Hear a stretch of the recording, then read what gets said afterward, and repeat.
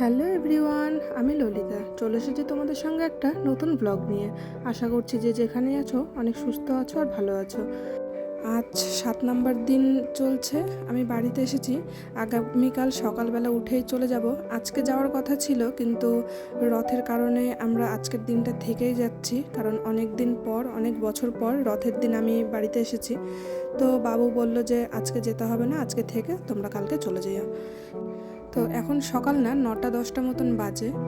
বাবু চলে এসেছে বাজার থেকে, আর এদিকে বৌদি রান্নার সব কিছু জোগাড় করছে। আর ওখানটাতে ওকে পয়সা দিল কেন সেটা আমি জানি না। দাদা এখনও ঘুম থেকে ওঠেনি, ও 10টার আগে ঘুম থেকে ওঠে না। আর আজকে দেখো কী কী মাছ নিয়ে এসেছে।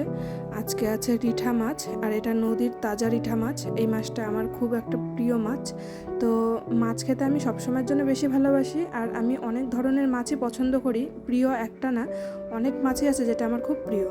তো এখানে কাটা মাছ, বৌদি রিঠা মাছ খায় না, তাই বৌদির জন্য এখানে কাটা মাছ নিয়ে আসা হয়েছে। এটা কাতল কিংবা অন্য কিছু হবে, হয়তো আমি নাম জানি না, জিজ্ঞাসা করা হয়নি। আর ছিল মাছের ডিম।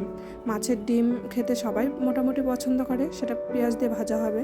আর এই আমগুলো নিয়ে আসা হয়েছে, আমি কালকে নিয়ে যাব। এগুলো কাঁচা কাঁচা আম, কোনোটা পাকা কোনোটা কাঁচা। আর এইখানটাতে কিন্তু এটা পাকা আম না, কাঁচা আম। কাসুন্দি দিয়ে মাখার কারণে হলুদ হয়ে গেছে, আর যেহেতু এখন সব আমি ধরতে গেলে পাকা, তাই হলুদ হয়ে গেছে। তো এখানে আমরা দুজন মিলে আম মাখা খেয়ে নিচ্ছি আজকের মতন, কারণ কালকে সকালে উঠে চলে যেতে হবে। তো বাবু বললো আজকে তুই মাখা করে দিয়ে যা। আর মায়ের রান্না এখানে শেষ। মা রান্না করেছে আজকে মাছের ঝোল, আর এখানে এই ডিমগুলো ছিল পেঁয়াজ লঙ্কা দিয়ে ভাজা করছে।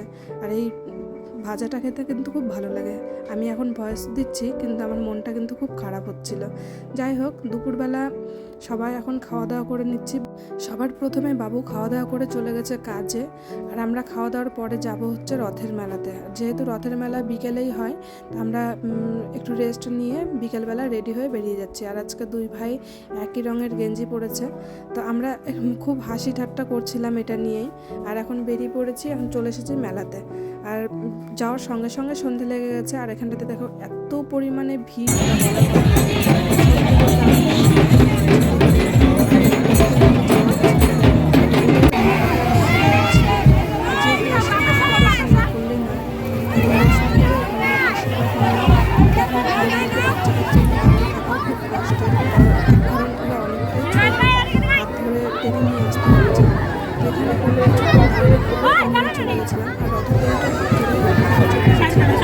প্রচণ্ড ভিড় ছিল।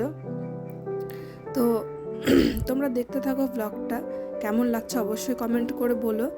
আর মেলা শেষে আমরা এখন চলে যাচ্ছি কিছু জিনিসপত্র কিনতে। আর এই বেতের জিনিসগুলো দেখতে এত ভালো লাগছিল, কিন্তু দুঃখের বিষয় আমি নিইনি, কারণ আমার আনার মতন পরিস্থিতি ছিল না। যেহেতু বাইক করে আসবো, এই জন্য এক্সট্রা কোনো ব্যাগ করতে চাইছিলাম না, খুব অসুবিধা হয়।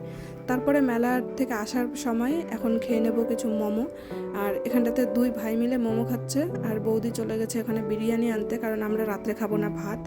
বাড়ির থেকে বলেই গিয়েছিলাম যে আমরা আসার সময় বিরিয়ানি নিয়ে আসবো আমাদের জন্য, যে খাবে পরে দেখা যাবে।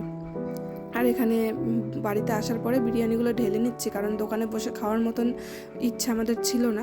তো আজকের ব্লগটা আমরা এখানেই শেষ করছি। ব্লগটা ভালো লাগলে একটা লাইক করে দিও, আর যদি মনে হয় তো একটা কমেন্ট করে দিও। আর যদি চ্যানেলে নতুন হয়ে থাকো অবশ্যই সাবস্ক্রাইব করতে ভুলো না। দেখা হচ্ছে তোমাদের সঙ্গে পরের একটা ব্লগে।